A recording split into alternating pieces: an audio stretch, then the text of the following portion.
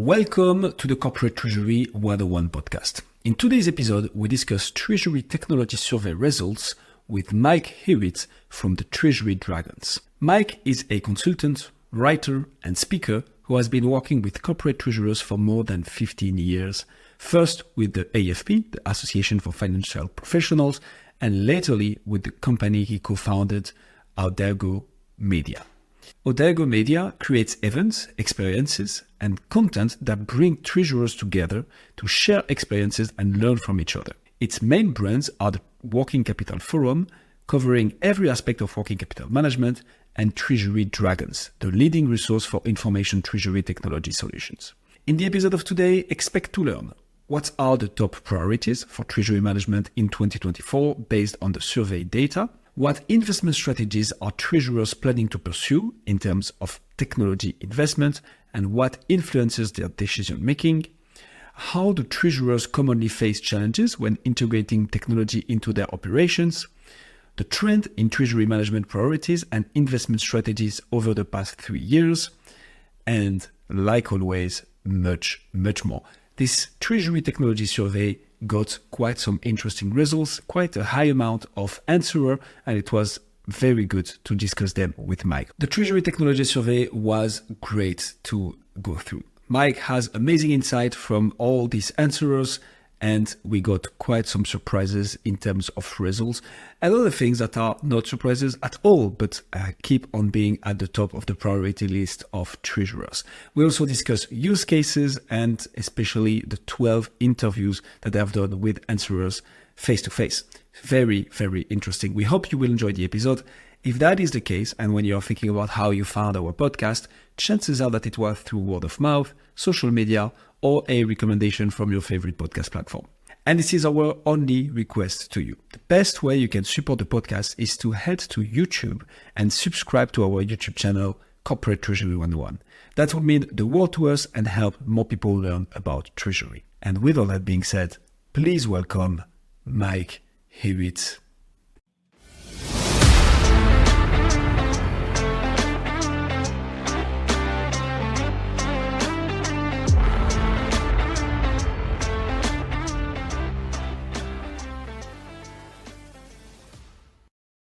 Mike, let's start a bit high level. Can you tell us more about the survey that you guys have been doing? Yeah, so every year we speak to as many treasurers as we can to get an idea of what their priorities are going to be for the year ahead.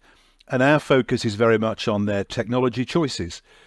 So we've been doing this survey now for 3 years, and each year we go to as many treasurers as we can persuade to respond, and that number has been growing, and we ask them what their priorities are for the next 12 months with a particular focus on technology. So the idea is to get a snapshot of what treasurers are thinking, what's going to be important for them, and where they're going to be looking for technology solutions to their problems. And each year we get some really interesting answers, and we've just now finished the process of analyzing the 2024 survey. That's very cool. So objective of it is understand the priorities for the next 12 months of treasurers, right? What are the type of questions you ask typically? So we ask them, the big question is which areas of treasury will be your priority for the next 12 months. So that's pretty straightforward. But we also ask them some more in-depth questions. And because the survey is anonymous, they are prepared to be a little bit more open than you might otherwise expect. So we ask them what their budget is for treasury technology. We ask them how important the treasury function is in their corporation. And we ask them some quite penetrating questions about what their level of automation is right now in certain key areas. And then we use that data to come up with some findings, first of all, for treasury technology vendors to let them know which are the areas they should be concentrating on, but also to help treasurers benchmark their own findings against what they have in their own corporations and to see where they compare to similar companies elsewhere in the world. So when you say anonymous, Mike, do you mean that when you publish the results, no company, no treasurer will be cited? Or is it even for you the case that you don't know who answers what? What do you mean by anonymous? We do always ask them for an email address so we can guarantee that they are actually corporate treasurers. So we know that much. And we do some in-depth interviews. We ask everyone who completes our online survey if they'd be willing to speak face-to-face. So we end up usually with between 12 and 20 in-depth interviews, and some of those then appear as little miniature case studies in our survey. And this year we have some great responses from Avramar, a Greek corporation, from Denso International, the advertising agency, and from Informa, the exhibitions and information group. So it's a mix of fully anonymous right to, yeah, we'll speak to you, but please don't say who we are. And we quote some of those people without naming them.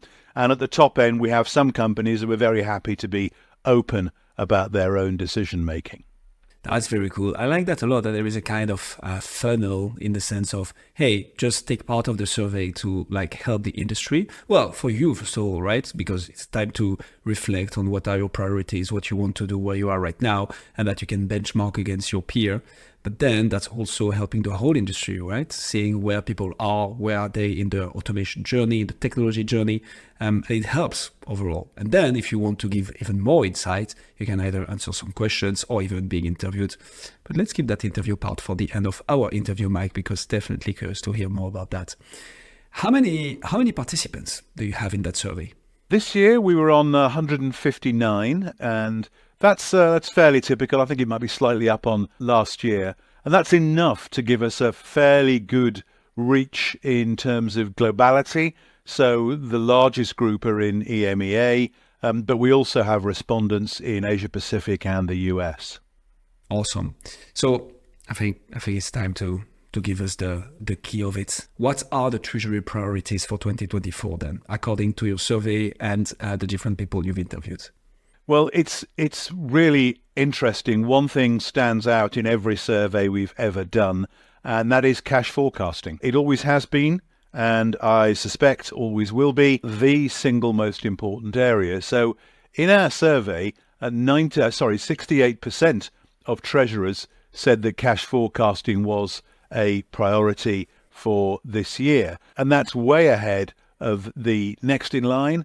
You're looking at about a third of people listing cash pooling, 32%, and 29% mentioned working capital management.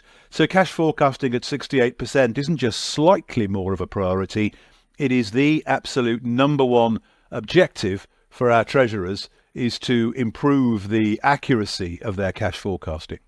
Let's take a bit of time to reflect on this. Why is that, do you think? Because it's not the first time I hear this, and you mentioned it as well, like often cash flow forecasting is the main priority. And you're seeing this, right, in the Treasury Dragons, like aren't system vendors and technology service providers solving for that? If it's that much of a priority for that many years, one after the other, why is it still in 2024 number one by far for treasurers as a priority? It's because no one is ever happy with the quality of their cash forecast. We have one of our Treasury Dragons always uses rather nice phrase, a guy called Andy Gifford, very experienced treasurer and regularly on our show. And he always says that he had a 100% record on cash forecasting. He was wrong 100% of the time. And the truth is that particularly when you get to medium and long-term cash forecasting, no one is ever going to be 100% accurate. But everyone is looking for that holy grail, that silver bullet that will allow them to suddenly produce cash forecasts that are accurate. And why is cash forecasting so important? Well, if you think about companies that go out of business, often it's not because they're not profitable, it's because they run out of cash. So if a treasurer has one job, it's to know their cash position right now and to have a pretty good idea of what their cash position is going to be in a few months or even next year, to make sure that if there is any risk of a liquidity problem, of a cash shortfall, they can take measures to address that now rather than taking emergency measures when it's too late. So that accuracy thing is really important to every treasurer, and they're constantly looking for better solutions. And so are there better solutions out there, Mike? Taking a bit of a tangent here, but like what are you seeing in the field that could answer to this sort of priorities? There are definitely moves in the right direction. So we've heard a lot about AI and machine learning and ways of automating some of these processes and bringing a bit of intelligence to it so that you can perhaps get the machine to draw conclusions from previous data and then push that data, extrapolate that data to give us an idea of what might happen in a few months. The truth is, though, every cash forecast depends entirely on its inputs. So as a treasurer, you're dependent on accurate sales forecasts, for example, from the sales department. You're dependent on manufacturing to give you an idea of raw materials usage and what's going to have to be spent perhaps in a few months' time to buy in those products and services. And you're dependent on all sorts of other inputs from your ERP, from your sales system, from your procurement system. You're looking at receivables, you're looking at payables.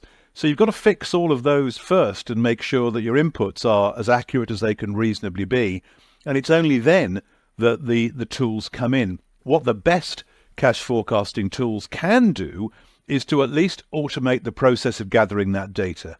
So they're plugging into ERPs, they're plugging into other systems in the business, using APIs, application program interfaces, to pull that data in as and when it's needed, and then perhaps help you to make sense of that data and create a cash forecast that works. But it's surprising how many people in our survey, when we spoke to them, are essentially still using spreadsheets for that last piece of cash forecasting. The spreadsheet is still a very popular tool, and people are literally typing in forecast amounts from various inputs to create that final cash forecast. And that's what technology can solve for. Some of the best systems are able to take away a lot of that manual work. They can never take that final step because ultimately the forecast depends on the treasurer making a decision, making a judgment call on what seems right. But a good piece of treasury technology can get them a long way there and give them the data they need to make that final call. I like that a lot. And yeah, it makes sense. We are heading in the right direction. Another thing that strikes me, Mike, is so the top three priorities you mentioned: cash flow forecasting, number one by far, cash pooling, working capital management. Those are three very highly cash management related priorities. Like, where is financial risk management? Where is FX? Where is commodity risk management? Where is counterparty? Like, the top three is cash. How come? Well, essentially because this is a technology survey, so we're looking at areas for which platforms can solve. But I can tell you that FX hedging and dealing, for example, was given as a priority by 11%. So relatively low. And investment management, for example, also 11%. And some of that is simply that treasurers feel they have more control, perhaps, over those areas, and they're able to understand them rather better, and perhaps they feel less in need of machine input. But what I can say is that some of the most interesting data is when we compare those areas that treasurers say are a priority and with those areas that are automated. And what you find is that areas that are highly automated tend not to be so much of a priority. They've already spent the time and the money automating those processes, whereas those that are less automated, and cash forecasting certainly features as a less automated area, those tend to be the priorities. So one way of reading this priority data is to say, well, unsurprisingly, cash forecasting is both a high priority and not very well automated. And that's where you see the priorities for Treasury technology vendors coming out, because clearly an area that treasurers think is very important, but not many of them have automated, is a place where technology vendors should be getting in and helping us to reach decisions on that. Priorities for treasurers are where they feel they have less control over. I really like this way of putting it, because you're right. I mean, if you have something well under control, you don't need any change right now. The change needs to happen where you don't have control or don't have clear visibility, and you need to act on it now. I like that phrasing a lot. And you mentioned another thing super interesting, like those are the treasurer's priority. How about the system vendor's priority then? Do you see them aligning exactly with what the results of this survey says? Or do you feel there is a bit of a mismatch sometimes? Or how do you see it all being interdependent and linked to each other? Well, the Treasury technology market has become quite responsive. If we'd had this conversation, let's say 10 years ago, we might have been looking at a market where there were a relatively small number of treasury management systems. And even 10 years ago, which is relatively recent in technology terms, although a lifetime in other ways, they were still tended to be on-premise. So people would buy a treasury management system.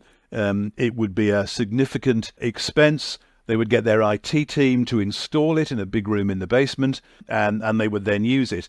Of course, fast forward, that has completely changed. The vast majority of these installations are now software as a service. They're on a subscription basis, and treasurers are used to paying a fee on a monthly or annual basis to access that system. And some of the security concerns that maybe have prevented people going for SaaS solutions really have now effectively gone. So what we can say is that that market has since then exploded. We've had lots of startups, lots of smaller fintechs who are addressing very niche areas, and we call those best of breed. So again, where once you'd have bought a treasury management system and said that should do everything, now you might well still have a treasury management system or a TMS, but you'll also be shopping for best of breed solutions that just does cash forecasting, for example, or cash pooling, or foreign exchange, or fraud prevention, or any one of a number of other key tasks. You can now buy best of breed solutions and expect them all to play nicely together.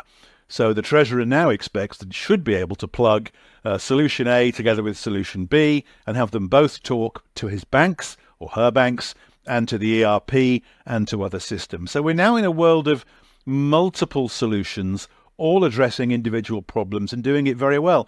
So I'd say, to get back to your question, we've come a very long way in terms of the market's ability to respond to treasury requirements. And I'd say they are pretty well covered, but that won't stop treasurers asking for more. And they do, of course, have certain complaints that we do quite hear quite commonly from treasurers about vendors. Wait, you cannot leave us like this, Mike. What are those complaints then? Two significant things that came up in this year's survey. One of them was worries about overpromising. And this has been true of software and IT since the dawn of time. Every software company has always promised, possibly slightly ahead of its ability to necessarily deliver. And that's not deliberately done. It's often not done with evil intent. It's just that sometimes, yes, of course we can do that, but when it comes to actually executing and getting the technicians to implement it, it can just be a little bit behind what sales are promising. And we've certainly heard that this year with reference, for example, to APIs. The promise is that APIs allow you to instantly connect, to have an always-on connection with your bank. And as one interviewee put it, well, if it's always on, I should be able to press an update button and get the position completely refreshed because it's an always-on connection with the bank. On closer investigation, this particular treasurer discovered that no, not really. It isn't really an always-on connection. It's not very different to the old batch process that he was used to in the past. So one complaint is this, not mis-selling, certainly not that, but certainly over-enthusiasm by salespeople about what their platforms can deliver right now, as opposed to will soon be able to deliver. So there's complaint number one. Complaint number two is more significant. There's been a lot of merger and acquisition activity in this market. So some people that were small a while back, some companies that were small a while back have grown rapidly. Many have been taken over by private equity companies. There's been a fair amount of, I would say, positive activity in bringing some of these smaller fintechs together to create larger and arguably more stable corporations. We have heard from some of our interviewees that they've seen a drop in service levels while that has been going on, that they feel that sometimes they've been distracted. These companies have been a little bit distracted by the process of being acquired or acquiring and everything that goes on in that process, and perhaps service levels have not been what they would want. I'll have to be completely fair, though, and say that if you ask any customer in any industry if they're completely happy with their service levels all the time, you're very rarely going to get a straight yes. So I think we can say those are the two things, perhaps over-promising and sometimes, particularly recently, patchy service particularly when there's M&A activity going on. So the worries of over-promising, I will double down on that because that's definitely something I witnessed myself as a consultant. And as you very properly say, Mike, it's not done deliberately in the sense like with some devil intent, or it won't be even in the RFP written on black on white, right? It will be more during the beauty parade or during the demo. You're like, oh, by the way, can you do that? Oh, yeah. It's like, it will be live in 2 months. By the time we start implementing, it will be good. And it ends up not being live in 2 months, right? And it's like, okay, that will help the sale. It's definitely something we've thought of. So there is no devil intent, but it's also like, hey guys, if I ask you this, there's definitely a reason because there is a need for that. The second one is a very interesting one, actually. I would have imagined, so obviously merger and acquisition, lots of activities, lots of things to wrap up and so on, but you would imagine that if a big company who's in the place for longer with some expertise, buying a fintech or buying a middle-sized system vendor will be doubling down on its service, on the quality of the system or the quality of the product. But it's interesting to see that it lags a bit behind on this. And yes, I agree. If you get a straight yes to the question. Definitely in the long term, a merger or an acquisition, creating a larger entity will tend to move towards better service. I think our complaint from the people we interviewed was more that while that merger is in process, people's eyes are taken off the ball. They're perhaps less focused on immediately solving customer issues and perhaps a little bit more focused on what's going on behind the scenes to get these two companies integrated. So I don't think that the reduced service level is a long-term problem for treasurers. This was simply a complaint voiced by more than one interviewee that in the short term, while that merger was going on, there was perhaps a slight diminution in the level of service they were experiencing. Mike, let's wrap this section up. You've conducted, because there are lots of things we want to dig into on this survey. You have conducted this very survey actually for the last 3 years. Can you offer us a bit of a benchmark compared to the previous years? I think you mentioned that cash flow forecasting is and remain top one. But what about the other priorities? What's changing over the years for treasurers? One thing we've seen, cash forecasting does remain the number one, but it's cited this year by even more treasurers than ever before. Interestingly, working capital management was not something we previously surveyed, but because it has become such a feature in the last 2 years, and we can speak in a moment about why that's the case, we wanted to sort of test the water, and it's come straight in as our third priority, slightly ahead of corporate payments. And let's just go straight there and talk about why working capital and indeed why cash forecasting and other cash management factors are so important. And it's very simple. Since the pandemic and since the interest rate rises that have been put in place by pretty much every central bank to deal with some of the issues that came out not just of the pandemic, but because of geopolitical events and supply chain shocks more generally, cash suddenly became expensive. So many corporate treasury teams, if you'd been in corporate treasury for less than a decade, you'd been completely used to the idea that there was really no cost to getting hold of cash. You could borrow at, as close to zero has made very little difference. And no one really had an incentive to spend very much time thinking about the cost of borrowing, the cost of getting hold of cash to fund your business and ensure its liquidity. And then suddenly people were faced with real interest rates and significant real interest rates. Cash was suddenly expensive. So optimizing cash and making sure you had as much of it as you needed, and ideally a little bit more, became a real priority. So that's what we have seen. The big change has been an upsurge in the importance of working capital, in liquidity, and in managing the cash-to-cash cycle to make sure that you have the cash you need when you need it. And I don't think that's going away anytime soon. People are saying, well, interest rates are about to start falling. We're going to see, perhaps they have peaked. Does this mean that the constant focus on cash will go away? Eventually, it may well do if we get another period of sustained low interest rates. But I think people have been shocked by how quickly things changed, how supply chains could suddenly be cut, and you had to go and find new suppliers and certainly have cash available, perhaps even set up new production in different parts of the world. That shock will stay in the minds of treasurers and CFOs for some time to come. So I suspect that we're not going to see working capital and cash more generally being any less important in the next 5 or 6 years. So talking about that cash, Mike, how do you see and where do you see treasurers investing their cash in the coming months, years, in a period of such high interest rate, where, as you mentioned, cash is expensive? Treasurers better make good use of it. So where do you see them, and also from the survey, investing that very cash? Well, I could say that investment is not something we cover in the survey because it is a technology survey. We're asking them about the platforms they use.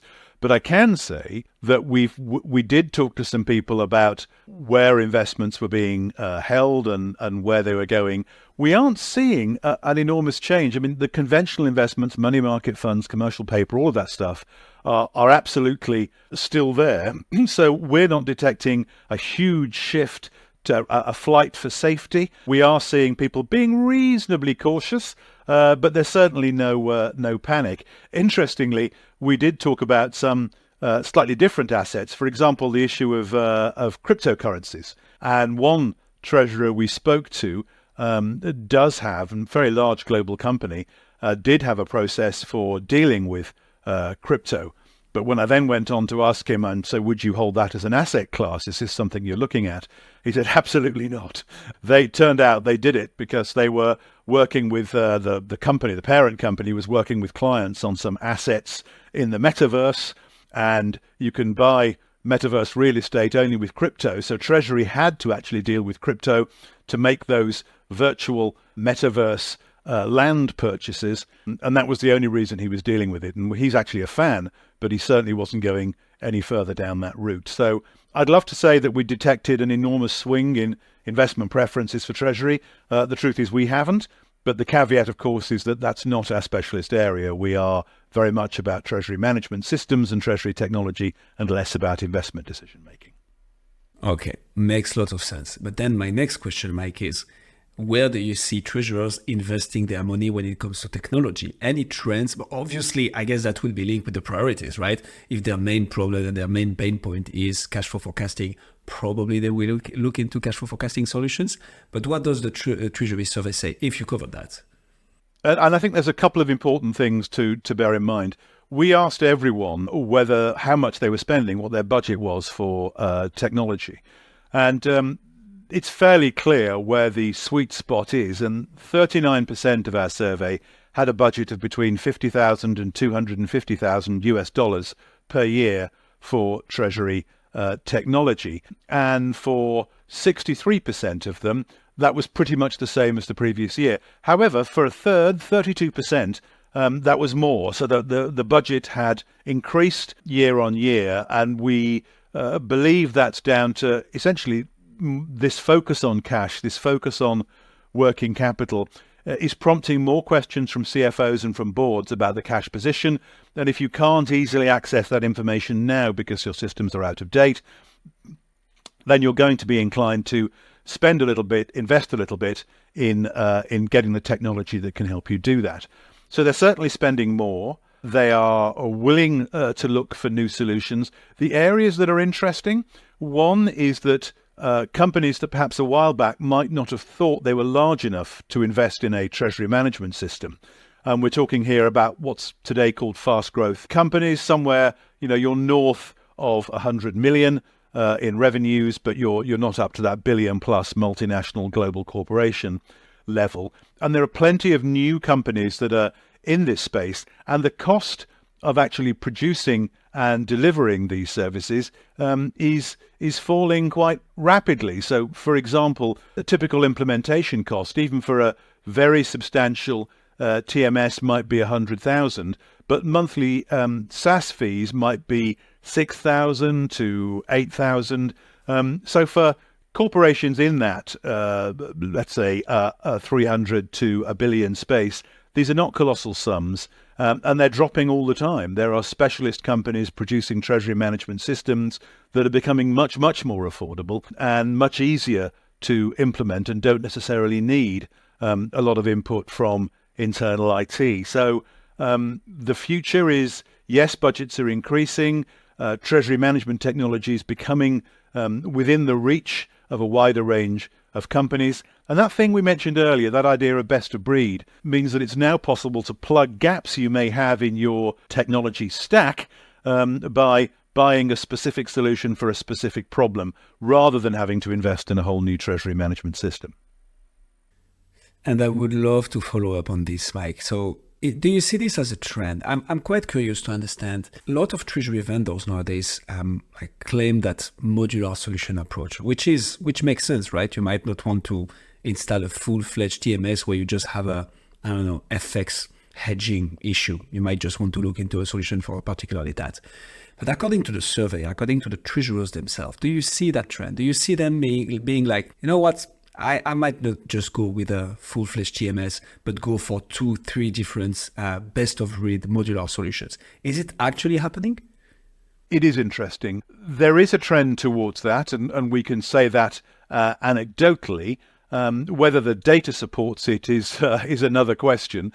But we can say that pretty much all of our database are using an ERP, and SAP, by the way, is the market leader in that sector. But when we ask them, what are you likely to use for your next treasury technology requirement, their answers were rather more interesting. So 50% of the people we asked said that they would use either their TMS or enhancements to their existing TMS. 44% said they would bring in best-of-breed solutions for specific needs. So a pretty even split between those people that said, no, do you know what, TMS is what we're doing, and those that said, actually, no, we would bring in best-of-breed solutions. However, I should say they were allowed to choose multiple options. So many people said, well, actually, we will use our TMS, but we'll actually bolt on additional solutions as well. Now, anecdotally, and again from face-to-face interviews, one of the issues that treasurers face is that most are not trained IT specialists or technology people. Some of them are lucky enough to have a techie person within the treasury team, but a lot of them don't necessarily relish the role of being a technology integrator themselves. And running a multi-vendor best-of-breed treasury means you might have multiple solution providers, multiple platforms you're dealing with, and many people feel that's simply too challenging and like the comfort of an all-in-one solution. That, of course, is reflected in the fact that many of the vendors that began as best-of-breed and then grew have recently announced they are standardizing their offer to customers and beginning to bring all of their products, which may previously have been sitting under different brand names or different product identities, together into one platform. So Dementia has just done exactly that. It's bundled everything it had acquired over recent years into a single customer offer, and others are doing very similar things. So I suspect that's a trend that will continue. So we're likely to see more companies like Dementia, and Fides is another one that's just done the same thing, launching a product called OneHub, presenting treasurers with easier options. So it'll always be a split market where you've got some technology enthusiast treasurers who want to go out and shop for individual products and put them together themselves. And then you've got others that say, do you know what? I'd like our vendor to do the heavy lifting. Just give me an integrated solution that can do everything. Wow. Love that insight. And the fact that it's almost 50-50 shows that there is really two different strategies that are applied. Well, strategies applied, or maybe just by default. That's how it is. But super, super interesting. So where do you see treasurers going next in terms of technology? Because you mentioned it earlier, Mike, in the interview, right? We talked about artificial intelligence, machine learning, APIs, but we also talked about spreadsheets, which is quite the early stages about that. So in the survey, do you see treasurers saying that yes, they see the importance of, I'm just gonna pick one out of my head right now, AI, for instance. Oh yeah, I want to implement some AI solutions, and this is what we have in scope for the next 12 to 24 months. Or what's the feeling in that regard? Well, this is particularly interesting because we deliberately didn't ask a data-driven question about AI. We have in previous years, but there is a lot of cynicism about AI and machine learning. And a lot of treasurers feel that some of the talk around AI is really just old-fashioned algorithms dressed up in different clothing, and it's not really artificial intelligence at all. And I think they're waiting for a believable use case for AI. They all see that there is absolutely potential, but they're waiting to be shown something that says, okay, here's what we can now do with AI that we could never have done before. They want the chat GPT of Treasury technology to say, look, this is amazing. Look what you can do now. And we know that there is some application for AI around the edges, and we mentioned cash forecasting a moment ago. But I think treasurers are reasonably cynical about some of these promises, and it relates to that idea of perhaps they're suspecting that they're sometimes promised more than could ever be delivered. But let's focus on two areas where there is a lot of interest. One is in Treasury reporting. So you may have these great systems, but particularly with this new focus on cash, treasurers are being asked by non-treasury and often non-financial stakeholders, board members, others in the business, for easy to digest reports.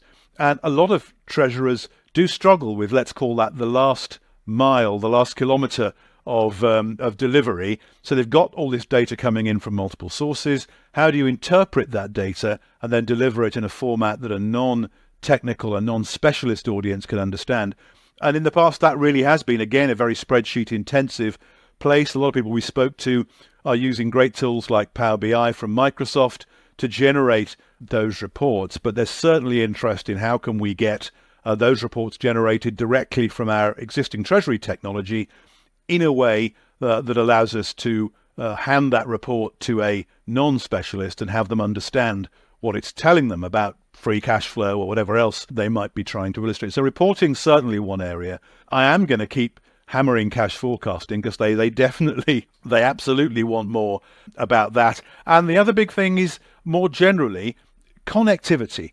And I mentioned earlier the idea that a certain amount of perhaps disappointment that APIs have not solved everything they were expected to solve. And by the way, that may well have been an impossible ask because there were an awful lot of things that people would love to be solved. But let's take one anonymous quote from a treasurer. And we did ask the question, if you could ask software vendors to create a solution to meet your most pressing treasury need, what would you ask for? We gave them a magic wand and said, you can get them to do anything. And a lot of the answers were around this integration question. So one said, I'd like a system that can be easily integrated and connected to existing systems or software, because having to manage and maintain additional systems is costly and time consuming. What they wanted was a more integrated and joined up approach. And we heard variations on that response from lots of people. If they weren't mentioning cash forecasting, they were certainly mentioning integration and connectivity, which I guess speaks to that thing we were talking about a moment ago,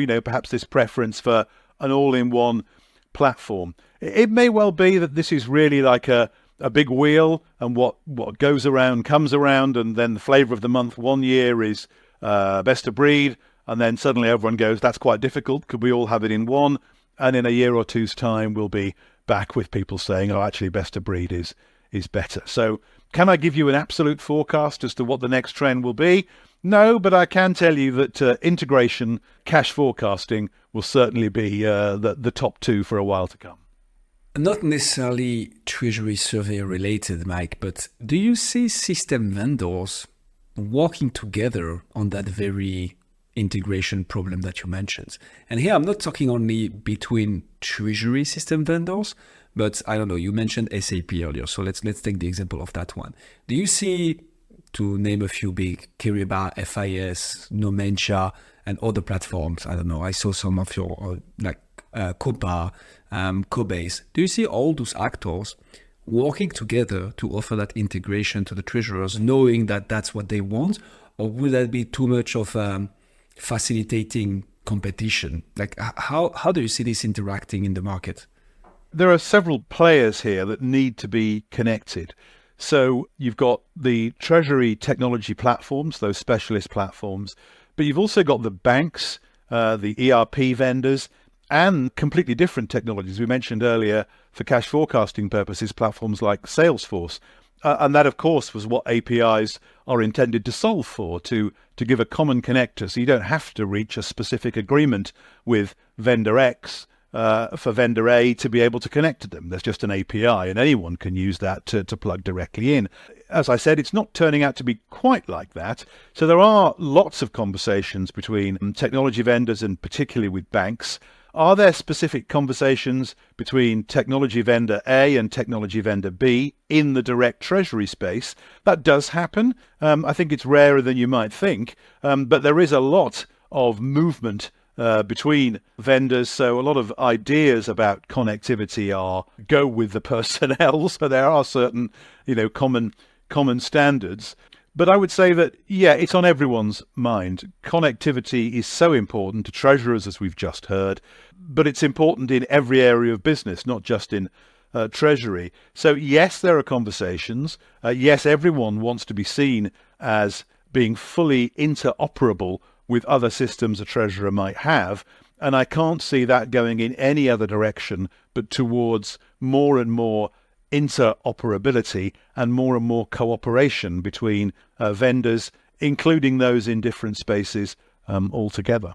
Makes a lot of sense. Mike, we love deep dive interviews. That's the nature of our podcast, right? You mentioned earlier that you were interviewing every year between 12 and 20 treasurers for that very survey. Can you tell us a bit more about that? What are the key takeaways from those interviews that you could share with us? Well, I would say that from the face-to-face interviews, this sounds terrible. I keep mentioning cash forecasting, but it is the gorilla in the room. If you ask an open question like what's important, cash forecasting, before I've even got the question out of beyond my lips, they've already answered it. It's cash forecasting. That is the thing that matters. And there is that the famous quote, cash is king. That is absolutely true for corporate treasury. We are hearing some other insights. One of them is around the size of the corporate treasury and the resourcing required. The more automation that happens, the more resource you theoretically free up. So a crucial question for treasurers is that free resource a saving for the company? Do you simply need one fewer person in your treasury team because automation and technology has taken away a lot of the manual work? And don't forget that for lots of treasury teams, literally retyping bank balances into a spreadsheet takes up a large part of the day. And once you've automated that, you may well, an entire person's time. So is that simply a saving? Thank you very much. We'll take that saving. Or is it more that person is then freed up to do more strategic work on behalf of the group? And the role of the treasurer is something we have seen changing and that is being questioned. And the most innovative treasurers are becoming, the best word I've heard is cash consultants to the group, because cash is important across the corporation, and managing it and making sure you have enough is not a treasury job on its own. And particularly when we get over into the working capital space, Treasury can do whatever it likes to try to make sure that liquidity is there and cash is there. What you really need is a cross-corporation cash culture. And that's only possible by putting KPIs in place for everyone in the company. So the salesperson, for example, who makes a sale and gets that sale by agreeing very long payment terms with the customer, thinks they've done a great job because they've hit their sales targets. But in terms of the cash position of the company, that might be dreadful, because the cost of giving that extended payment to the buyer could actually be quite high. If you're buying nuclear reactors or a large capital equipment, then payment terms really matter. And to the vendor, those payment terms can make the difference between being profitable on that sale or not. So getting that cash culture, getting KPIs embedded across the company, is really important for the success of what is Treasury's main function, which is cash management. So are treasurers equipped for that? And that is an interesting question. Most people come into Treasury possibly from accounting, possibly from other financial disciplines. Do they come in it to change minds and to persuade and to go out into the business and get everyone on board? Not everyone does, and that can be sometimes a bit of a change in thinking and a change in the way they approach the job. So the technology piece is just one part of a much bigger jigsaw for treasurers. Who are they in the business? What is their role? Is it just back office? They're the guys that know where the cash is and how much we have.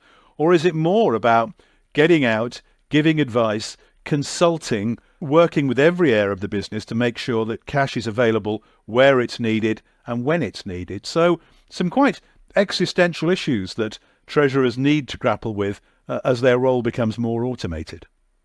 I have a bit of a weird question to ask, Mike. Especially in those qualitative interviews, did you have treasurers saying, you know what, treasury technology is not our priority right now? The reason I'm asking is because we had a treasurer from a sub-investment grade company on the show, and she was explaining to us that there is literally no budget. Like, this is not the priority. Most of the things that treasury needs to do right now to, keep the head above water for the company can be done via a few people and some spreadsheets. Is it something you've seen or heard for other reasons? Maybe I'm just citing this example because that's the one I know of. But do you have case, and I would say it's funny cases, of treasurers saying, hey, this is all great, but technology not for me right now, or not for our company at that moment?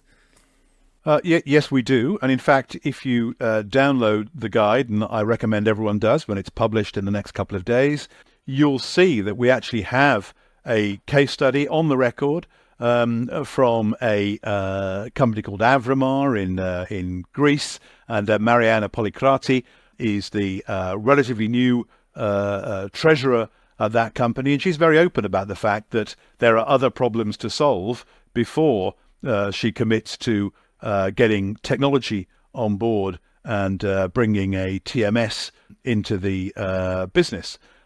She can absolutely see the use case, but there are all sorts of other things that need to be solved first. So there's one specific on the record example. But we certainly see that there is a tipping point for most companies. Up to a certain level of complexity, people can manage with spreadsheets. And I had one treasurer tell me in a roundtable discussion that we held once, ironically, it was a spreadsheet recovery group. We had the idea that some people were addicted to spreadsheets and that what you had to do was kick the habit and bring in technology to replace it. And one person said, well, no, hang on, this is actually that's my job. That's what I do. I type balances into spreadsheets. And if I'm not doing that, then what am I doing? And the answer, of course, is that that's great to a certain level, but most companies do pass a point. And sometimes that's a level of turnover. Sometimes it's simply complexity with multiple subsidiaries and multiple reporting lines. But I would say that sooner or later, you're going to need a technology solution that's more than just a spreadsheet. And of course you can make spreadsheets work. It's just that it's going to take longer and longer every day to get your cash position. And to take that example from Greece, it's taking from 9 a.m. till 11 a.m. every day just to get the cash position. So you never had your cash position before almost the middle of the day. And with technology, you can get that cash position instantly at 9 a.m. And suddenly you've just got 3 or 4 hours of your treasury team's day back to do more productive things. So yes, there is a need for solutions, I think, but most people often don't realize that until they've reached a point where that manual input is so large. I'm reminded of a cartoon which has been popular on social media, particularly on LinkedIn, for a while, so everyone will have seen it.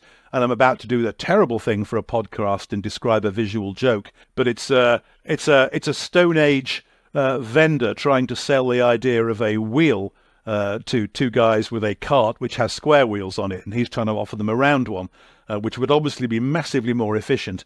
And their reply is, not now, thanks, we're far too busy, because of course the cart with the square wheel is almost impossible to move, so it takes them all day, and they therefore don't have time to look at the solution which would actually take away all of that. And I think we do get some of that in some treasury teams. We're way too busy inputting data to think for a moment about automating. And our thinking would be, well, yeah, automation's not right for everyone, but do give some thought to, is that really your core job? Is inputting data your job? Or is analyzing the data the job? I love that. We'll try to find the cartoon that you just mentioned and put it when we publish the episode. But that being said, Mike, what a cliffhanger for the use case of Greece. Now I'm very curious, and we'll definitely download the Treasury survey results. And you should do too. If you're listening to this right now, definitely amazing insights to take from that. Mike, Thank you so much. It was an absolute masterpiece. Is there anything you'd like to add to the different topics we've touched upon that we forgot to mention? No, I think we've done a very good job in covering everything that we need to. Two things I'd say. One is do have a look at the report and do get in touch with your own stories. If you're a corporate treasurer and you violently disagree with anything I've said, and you may well have done, feel free to get in touch either with Treasury 101 or with us at Treasury Dragons, and we love input, so let us know. The second thing is clearly do join us on a Treasury Dragons session, and if your obsession is working capital, then you might want to join us in Amsterdam in November when we have a full day of working capital at Working Capital Forum Europe, another event in our stable. But it's been a real pleasure talking to you, and thank you so much for having me on the show. Thank you, Mike. It was absolutely perfect. Last question on my side. If people want to download the Treasury survey results, where should they go? You can download the results. I don't think you'll even need a pen to write this down by simply going to treasurydragons.com, and it'll be right there in front of you. Absolutely awesome. Thank you so much, Mike. Thank you.